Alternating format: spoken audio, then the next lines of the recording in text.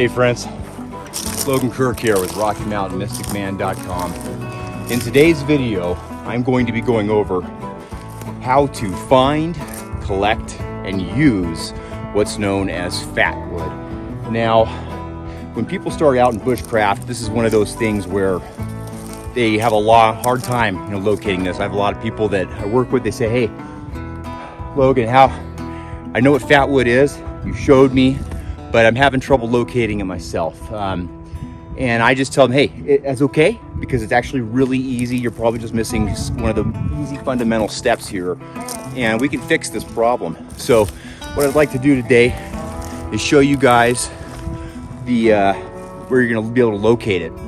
So first off, ponderosa pines, these things are heavily laden with the sap, their resin. And that is what makes the fatwood. So for instance, in this tree here behind me, this is a live tree. So its capillary system is fully working. It's drawing up all its water and moisture and making its resins and taking it all the way to the top and feeding the tree and then recycling it back down. So when a tree dies or a limb dies, what happens is as it dies, all that resin and fluid begins to flow down with gravity and collect. So trees do this amazing thing called coat it. It's called the compartmentalization of decay in trees. So whenever something dies on the tree, it creates this like four-walled cavity around it, and that will collect the resin and create fatwood. So you can see here I have a tree, ponderosa, a small one that has a lot of healthy growth up top. But down below here, we see we've got some dead branches. When these branches die, that resin starts seeping back, okay? And it will collect right here on the tree. You can actually see there's some resin coming out right here where this is done. So this is a candidate for a little bit of fatwood right here. And let me get the camera, set up. We'll remove this branch and I'll show you guys exactly what happens.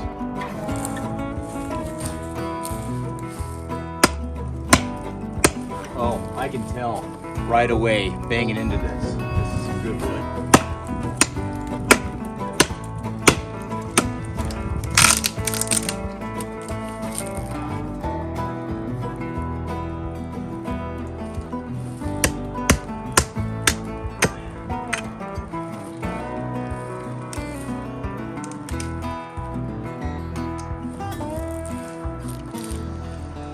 Oh yeah,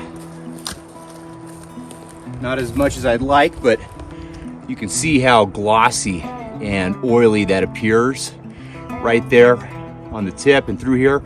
That's fatwood, you guys. It's the wood that has been filtered and saturated with all the resin that used to exist in the branch. So as the branch died, like this stuff out here, you can see it's just punky, dead. But that resin comes down here and collects and gets into here, and you can smell it. It's got that piney turpentine type smell, and you can see it, the difference in the wood. So that's one area that you're going to be able to find fatwood. The other, where you're going to find a better amount of it, is going to be in trees like this. Trees that have come down and have had a lot of time to sit. Now I can tell just from looking at this tree that a lot of it's going to be punky, all right? That's okay. There's still fatwood to be had inside of this tree. I guarantee where the larger limbs come down and meet with the trunk, that's where, and especially since this tree is sitting downhill like this, there's gonna be a lot of fatwood in the bases of all these larger limbs. So give me a moment, we'll break into this and I'll show you the difference as to compared to the one we just pulled off the live tree.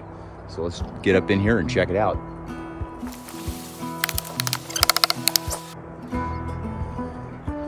That's a little more resinous, but still not quite what we're looking for.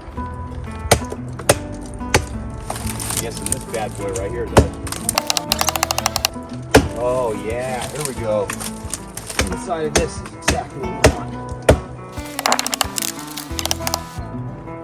All the core of this on the inside.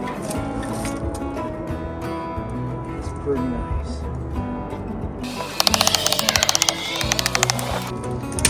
Clear away all the funky wood. Oh yeah, that's beautiful stuff.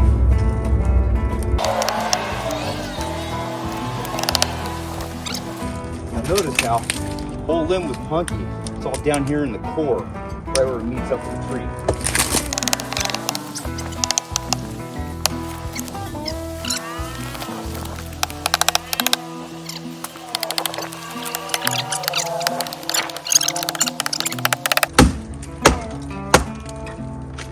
Yeah.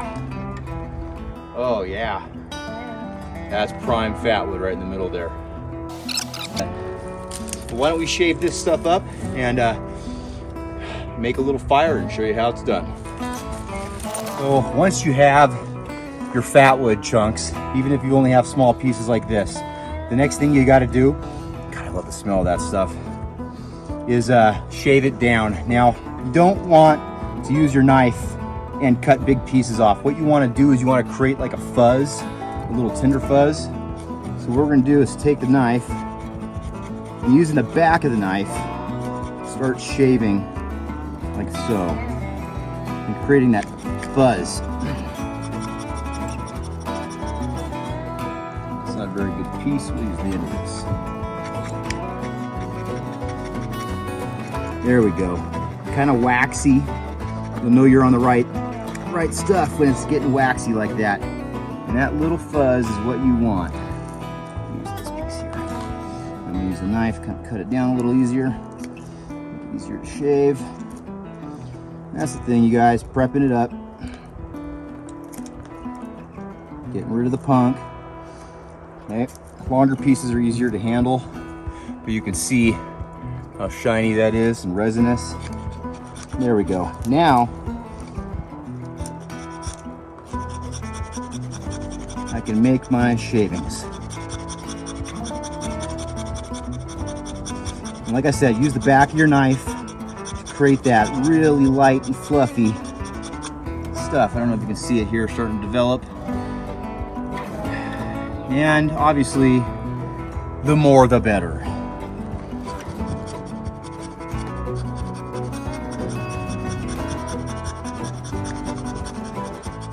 This is a really good piece right here. Always kind of keep it piled up. Don't be wasting your efforts.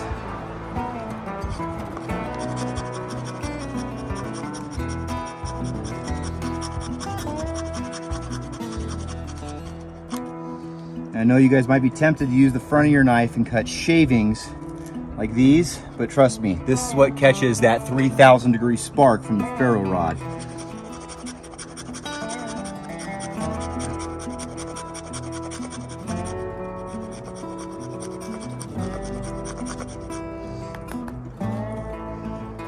All right, that's a little smaller pile than I would usually make.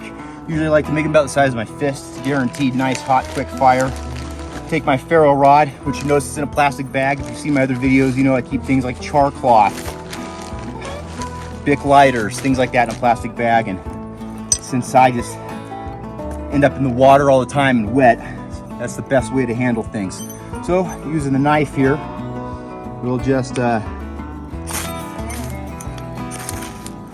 we go, just like that. See why fatwood is just so important, you guys, for your loadouts. Keep a stockpile of it. And I mean, I've got a lot of this stuff down in my cabin, and it's just one of those things that I feel is really important, and it's a skill to know how to have. Like, this wood is wet. It was in the punk old tree we just dug in. You can see instant fire, right? If I was to feed this thing some of the shavings of the fatwood,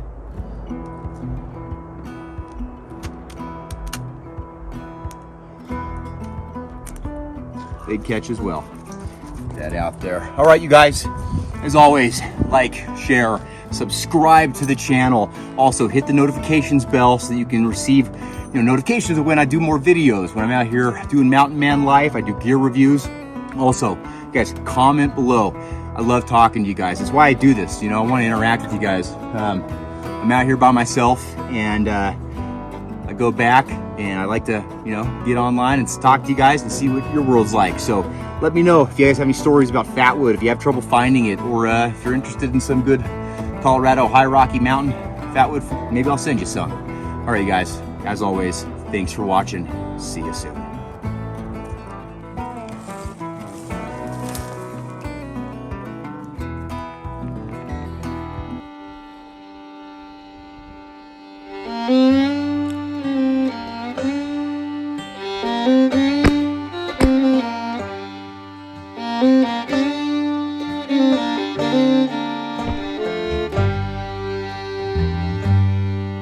Thank you.